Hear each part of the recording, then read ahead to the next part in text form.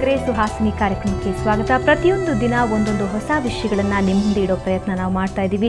ಇವತ್ತು ಕೂಡ ಒಂದು ಗಂಭೀರವಾದಂತಹ ವಿಷಯದ ಬಗ್ಗೆ ಚರ್ಚೆ ಮಾಡೋದಕ್ಕೆ ನಾವು ಮುಂದೆ ಬಂದಿದ್ದೀವಿ.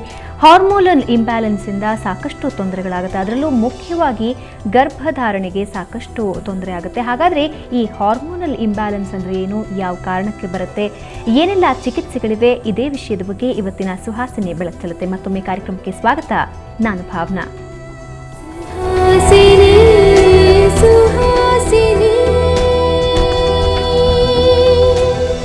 ಈ ವಿಷಯದ ಬಗ್ಗೆ ಹೆಚ್ಚಿನ ಮಾಹಿತಿ ತಿಳಿಸ್ಕೊಡೋದಕ್ಕೆ ನಮ್ಮ ಜೊತೆ ಇದ್ದಾರೆ ಡಾಕ್ಟರ್ ಮಂಜುನಾಥ್. ಕಾರ್ಯಕ್ರಮಕ್ಕೆ ಸ್ವಾಗತ. ನಮಸ್ಕಾರ. ಈ ಸಾಮಾನ್ಯವಾಗಿ ಹಾರ್ಮೋನಲ್ ಇಂಬ್ಯಾಲೆನ್ಸ್, ಅದರಲ್ಲಿ ಮುಖ್ಯವಾಗಿ PCOS, ಹೀಗಂದ್ರೆ ಏನು, ಏನೆಲ್ಲ ಕಾರಣಗಳಿವೆ ಇದಕ್ಕೆ? ಹಾರ್ಮೋನಲ್ ಇಂಬ್ಯಾಲೆನ್ಸ್ ಅನ್ನೋದಕ್ಕಿಂತ ಅದನ್ನ ಅರ್ಥ ಮಾಡ್ಕೊಳ್ಳೋಕ್ಕಿಂತ ಮುಂಚೆ ಹಾರ್ಮೋನ್ಸ್ ಏನಕ್ಕೆ ಬೇಕು. ಸಾಮಾನ್ಯವಾಗಿ ಹಾರ್ಮೋನ್ಸ್ ಅನ್ನೋದು ನಮ್ಮ ಬ್ರೈನಿಂದ ಸೆಕ್ರೀಟ್ ಆಗುತ್ತೆ. ಆ ಬ್ರೈನಿಂದ ಸೆಕ್ರೀಟ್ ಆಗಿ ಈ ಅಂಡಾಶಯದಕ್ಕೆ ಬಂದು ಅಂಡಾಶಯನ ಮೊಟ್ಟೆಗಳನ್ನ ಚೆನ್ನಾಗಿ ಉತ್ಪತ್ತಿ ಮಾಡುತ್ತೆ. ಆ ಮೊಟ್ಟೆಗಳನ್ನ ಉತ್ಪತ್ತಿ ಮಾಡಿ ತಿಂಗಳ ಅದು ರಿಲೀಸ್ ಮಾಡುತ್ತೆ. ಸೊ ಅದು ಋತುಚಕ್ರ ಸರಿಯಾಗೋಕೆ ಮತ್ತೆ ಮೊಟ್ಟೆಗಳು ಚೆನ್ನಾಗಿ ಬೆಳವಣಿಗೆ ಆಗ್ಲಿಕ್ಕೆ ಈ ಹಾರ್ಮೋನ್ಸ್ ಇಂಪಾರ್ಟೆಂಟ್. ಅಂದ್ರೆ ಅದು ಮೆದುಳಿಗೆ ಸಂಪರ್ಕ ಹೊಂದಿದೆ. ಹೌದು, ಮೆದುಳಿಂದ ಅದು ರಿಲೀಸ್ ಆಗುವ ಬರುವಂತ ಒಂದು ಕೆಮಿಕಲ್ಸ್ ಅಂತ ಹೇಳ್ಬೋದು. ಆ ಕೆಮಿಕಲ್ಸ್ ಬಂದು ಅಲ್ಲಿ ಕೆಲಸ ಮಾಡಿದ್ರೆ ಮಾತ್ರ ಮೊಟ್ಟೆಗಳು ಉತ್ಪತ್ತಿ ಆಗೋದು. ಸೊ ಉತ್ಪತ್ತಿಯಾಗಿ ಅದು ಋತುಚಕ್ರ ಆಗುತ್ತೆ ಅಥವಾ ಗರ್ಭಿಣಿ ಆಗುತ್ತೆ. ಓಕೆ, ಬೇರೆ ಯಾವೆಲ್ಲ ಕಾರಣಕ್ಕೆ ಹಾರ್ಮೋನ್ಗಳು ಬಳಕೆ ಆಗುತ್ತೆ ದೇಹದಲ್ಲಿ? ಬೇರೆ ಎಲ್ಲ ಹಾರ್ಮೋನ್ಗಳು ಯಾವ ಕಾರಣಕ್ಕೆ ಅಂತ ಹೇಳಿದ್ರೆ, ಇವಾಗ ಶುಗರ್ ಕಂಟ್ರೋಲ್ಗೆ, BP ಕಂಟ್ರೋಲ್ಗೆ, ಮತ್ತೆ ಅವ್ರ ಕೊಬ್ಬಿನ ಅಂಶಗಳ ಕಂಟ್ರೋಲ್ಗೆ, ಅವಕ್ಕೆಲ್ಲದಕ್ಕೂ ಹಾರ್ಮೋನ್ಗಳು ಇದೆ ಇಂಪಾರ್ಟೆಂಟ್. ಈ ಒಂದು ಪರ್ಟಿಕ್ಯುಲರ್ ಈ ಯಂಗ್ಸ್ರಲ್ಲಿ ಈ ಹಾರ್ಮೋನ್ಸ್ ಯಾವ್ದು, ಕೆಲವು 5-6 ಥರ ಹಾರ್ಮೋನ್ಸ್ಗಳಿರುತ್ತೆ. ಆ ಅಂಡಾಶಯಕ್ಕೆ ಸಂಬಂಧಪಟ್ಟಂತಹ ಹಾರ್ಮೋನ್ಸ್ಗಳು. ಆ ಹಾರ್ಮೋನ್ಸ್ಗಳನ್ನ ಮುಖ್ಯವಾಗಿ ಈ ಮೊಟ್ಟೆಗಳನ್ನ ಬೆಳಿಲಿಕ್ಕೆ ಇಂಪಾರ್ಟೆಂಟ್. ಇದ್ರ ಜೊತೆಗೆ ಇನ್ನೊಂದು ಥೈರಾಯ್ಡ್ ಹಾರ್ಮೋನ್ ಅಂತ ಬರುತ್ತೆ. ಇದನ್ನು ಅಷ್ಟೇ, ಇದ್ರ ಇಂಬ್ಯಾಲೆನ್ಸ್ ಆದ್ರೂ ಕೂಡ ಈ ಗರ್ಭಿಣಿ ಹೊಂದೋದಕ್ಕೆ ಸ್ವಲ್ಪ ತೊಂದರೆ ಆಗ್ಬೋದು.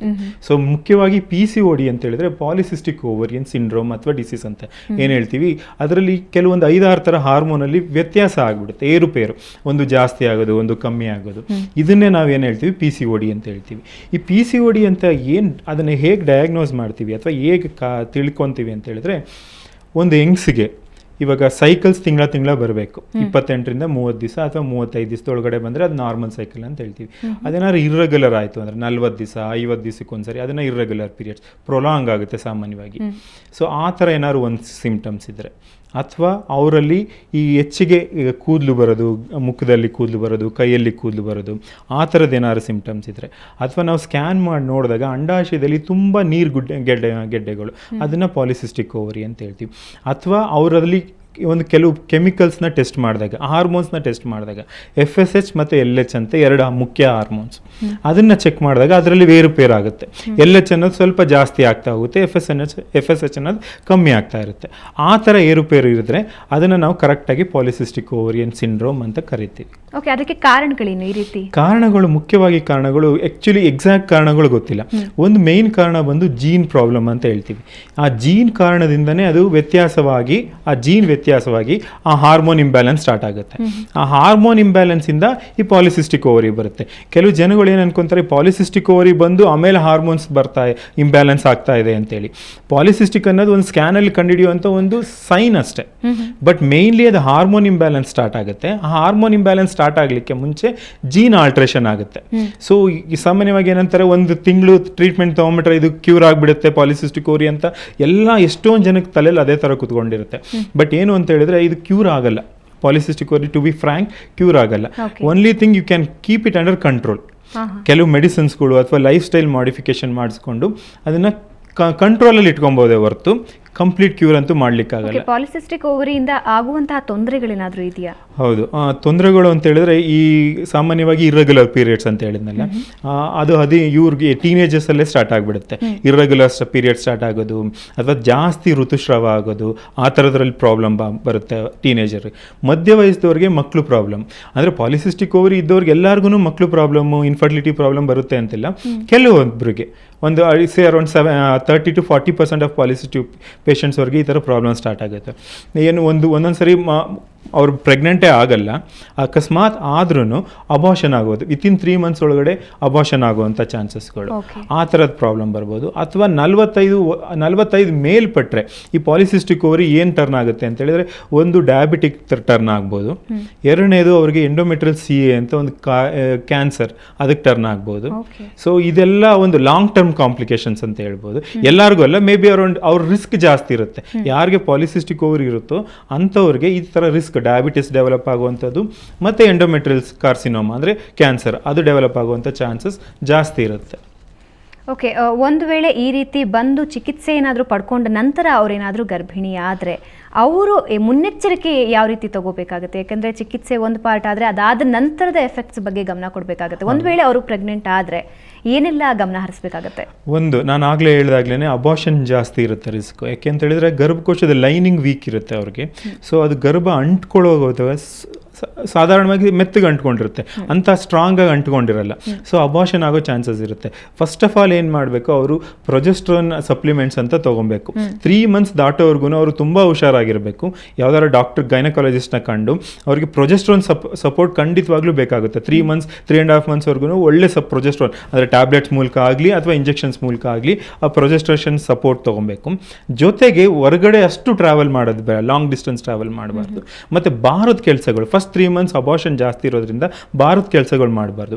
ಮತ್ತು ಅವರು ಮುಂದೆ 3 months ಆದಮೇಲೆ ಪ್ರೆಗ್ನೆನ್ಸಿಲಿನೇ ಡಯಾಬಿಟಿಸ್ ಬರುವಂಥ ರೀಸನ್ಸ್ ಸ್ವಲ್ಪ ಜಾಸ್ತಿ ಇರುತ್ತೆ. ಅದನ್ನು ನಾವೇನು ಹೇಳ್ತೀವಿ, ಜೆಸ್ಟೇಷನಲ್ ಡಯಾಬಿಟಿಸ್ ಅಂತ ಹೇಳ್ತೀವಿ. ಅಂದರೆ ಪ್ರೆಗ್ನೆನ್ಸಿಲಿ ಮಾತ್ರ ಅದು ಡಯಾಬಿಟಿಸ್ ಬರುತ್ತೆ. ಸೊ ಆ ಥರ ಬರದೇ ಇರೋದಕ್ಕೆ ಸ್ವಲ್ಪ ವೆಯ್ಟ್ ಕಂಟ್ರೋಲ್ ಇಟ್ಕೊಂಡಿರಬೇಕು. ಸಾಧಾರಣವಾಗಿ ಈ 5 calorie ಡಯಟ್ನೆಲ್ಲ ಕಮ್ಮಿ ಮಾಡಿ ಸ್ವಲ್ಪ ಪ್ರೋಟೀನ್ ರಿಚ್ ಡಯಟ್ ಮಾತ್ರ ತೊಗೊಳ್ತಾ ಇರಬೇಕು. ಸೊ ಈ ಥರ ಮಾಡೋದ್ರಿಂದ ಸ್ವಲ್ಪ ಡಯಾಬಿಟಿಕ್ ಬರೋ ಚಾನ್ಸಸ್ನ ಕಮ್ಮಿ ಮಾಡ್ಕೊಬೋದು. ಓಕೆ, PCOD ಇದೆ ಅಂತ ಯಾರಿಗಾರು ಗೊತ್ತಾಯಿತು ಅಂದರೆ, ಸೊ ಪ್ರಥಮವಾಗಿ ಯಾವೆಲ್ಲ ಚಿಕಿತ್ಸೆಗಳಿರುತ್ತೆ? ಅಂದರೆ ಪ್ರಥಮವಾಗಿ ಟೆಸ್ಟ್ಸ್ ಏನೇನು ಮಾಡ್ತೀರಾ, ಅದಾದಮೇಲೆ ಯಾವ ರೀತಿ ಚಿಕಿತ್ಸೆ ಮಾಡ್ತೀರಾ, ಯಾವೆಲ್ಲ ಹಂತಗಳಿರುತ್ತೆ ಅದರಲ್ಲಿ? ಫಸ್ಟ್ ಪಾಲಿಸಿಸ್ಟಿಕ್ ಓವರಿ ಅವ್ರಿಗೆ ಏನು ಮಾಡ್ತೀವಿ ನಾವು ಅಂತ ಹೇಳಿದ್ರೆ, ಫಸ್ಟ್ ಅವ್ರಿಗೆ 2ನೇ ಅಥವಾ 3ನೇ ದಿವಸ ಬಂದಾಗ ಒಂದು ಸ್ಕ್ಯಾನ್ ಮಾಡಿ ನೋಡ್ತೀವಿ.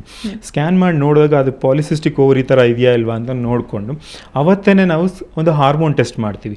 ಪೀರಿಯಡ್ಸ್ ಆಗಿ 2nd day ಅಥವಾ 3rd day ಅಥವಾ 4th ಡೇನೇ ನಾವು ಹಾರ್ಮೋನ್ ಟೆಸ್ಟ್ ಮಾಡಿದ್ರೆ ಮಾತ್ರ ಅದು ಕಂಡುಹಿಡಿಯಕ್ಕೆ ಸಾಧ್ಯ, ಅಥವಾ ಮಧ್ಯದಲ್ಲಿ ಹಾರ್ಮೋನ್ ಟೆಸ್ಟ್ ಮಾಡಿದ್ರೆ ಕಂಡುಹಿಡಿಯಕ್ಕೆ ಸಾಧ್ಯ ಇಲ್ಲ.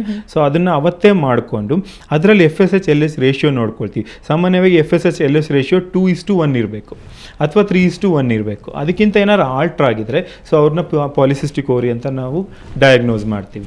ಡಯಾಗ್ನೋಸ್ ಮಾಡಾದ್ಮೇಲೆ ಅವ್ರಿಗೆ ಏನಾದ್ರು ಮಕ್ಕಳಾಗ್ಲಿಕ್ಕೆ ಏನಾದ್ರು ತೊಂದರೆ ಇತ್ತು ಅಂತ ಹೇಳಿದ್ರೆ ನಾವು ಅವಾಗ ಏನು ಮಾಡ್ತೀವಿ, ಅವ್ರಿಗೆ ಸಿಂಪಲ್ ಮೆಡಿಸಿನ್ ಸ್ಟಾರ್ಟ್ ಮಾಡ್ತೀವಿ.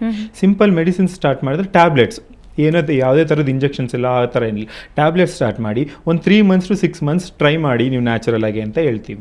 ಸೊ ಅವ್ರು 3 months to 6 months ಕೆಲವರಿಗೆ ಪ್ರೆಗ್ನೆನ್ಸಿ ಆಗುತ್ತೆ, ಕೆಲವರಿಗೆ ಪ್ರೆಗ್ನೆನ್ಸಿ ಆಗಲ್ಲ. ಯಾರಿಗೆ ಪ್ರೆಗ್ನೆನ್ಸಿ ಆಗಲ್ಲ ಅವ್ರು ತಿರ್ಗಾ ಮತ್ತೆ ಬಂದಾಗ ನಾವು ಅವ್ರಿಗೆ ಓವ್ಯುಲೇಷನ್ ಇಂಡಕ್ಷನ್ ಸ್ಟಾರ್ಟ್ ಮಾಡ್ತೀವಿ. ಅಂದರೆ ಮೊಟ್ಟೆ ಬೆಳಿಲಿಕ್ಕೆ ಆ ಪಾಲಿಸಿಸ್ಟಿಕ್ ಓವರಿ ಟ್ರೀಟ್ಮೆಂಟ್ ತೊಗೊಂಡು ಅದ್ರ ಮೇಲೆ ಮೊಟ್ಟೆ ಬೆಳಿಲಿಕ್ಕೆ ಮೆಡಿಸಿನ್ ಸ್ಟಾರ್ಟ್ ಮಾಡ್ತೀವಿ.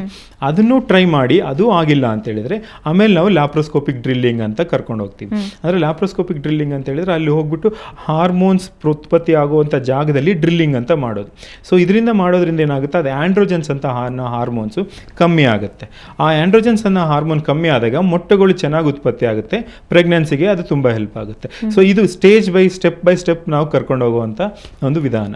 ಅಂದರೆ ಈ PCOD ಯಾರೆಲ್ಲರಿಗೂ ಇದೆಯೋ ಅವ್ರಿಗೆಲ್ಲರಿಗೂ ಲ್ಯಾಪ್ರೋಸ್ಕೋಪಿ ಮಾಡಬೇಕಾಗತ್ತಾ? ಇಲ್ಲ, ಅದೇ ಎಲ್ಲರಿಗೂ ಮಾಡೋಕೆ ಒಂದು 90% ಸಿಂಪಲ್ ಮೆಡಿಸಿನ್ಸಲ್ಲೇ ಟ್ರೀಟ್ ಆಗಿಬಿಡುತ್ತೆ. ಸೊ ಅವ್ರಿಗೆ ಇಂಜೆಕ್ಷನ್ಸ್ ಕೊಟ್ಟು ಆ ಇಂಜೆಕ್ಷನ್ಸ್ ಕೊಟ್ಟು ಮೊಟ್ಟೆಗಳು ಸರಿಯಾಗಿ ಬರ್ತಾ ಇಲ್ಲ, ಅವ್ರು ಪ್ರೆಗ್ನೆಂಟ್ ಆಗ್ತಾ ಇಲ್ಲ, ಅಂಥವ್ರಿಗೆ ಮಾತ್ರ ನಾವು ಲ್ಯಾಪ್ರೋಸ್ಕೋಪಿಕ್ ಡ್ರಿಲ್ಲಿಂಗ್ ಹೇಳ್ತೀವಿ. ಸೊ ಡಯಾಗ್ನೋಸ್ ಮಾಡಿದ ತಕ್ಷಣ ಎಲ್ಲರಿಗೂ ಹೋಗಿ ಲ್ಯಾಪ್ರೋಸ್ಕೋಪಿಕ್ ಡ್ರಿಲ್ಲಿಂಗ್ ಮಾಡಿ ಖಂಡಿತ ಮಾಡಿಸ್ಬಾರ್ದು.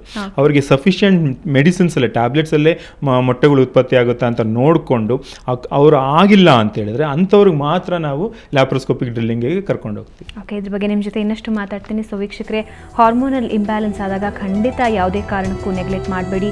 ಸೂಕ್ತ ವೈದ್ಯರನ್ನ ಸಂಪರ್ಕ ಮಾಡಿ ಆ ಬಗ್ಗೆ ಚಿಕಿತ್ಸೆಯನ್ನು ಪಡ್ಕೊಳ್ಳಿ. ಇದ್ರ ಬಗ್ಗೆ ಇನ್ನಷ್ಟು ಮಾಹಿತಿ ನೀಡ್ತೀವಿ. ಅದಕ್ಕೂ ಮುಂಚೆ ಒಂದು ಸಣ್ಣ ವಿರಾಮ.